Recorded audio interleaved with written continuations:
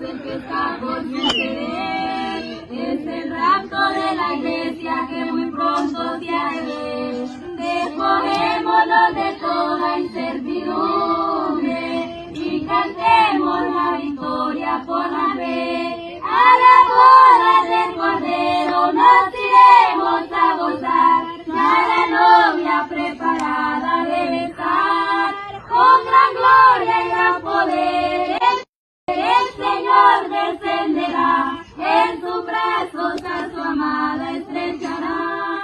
A la boda del Cordero nos iremos a gozar, ya la novia preparada debe estar. Con gran gloria y gran poder el Señor descenderá, en sus brazos a su amada estrechará.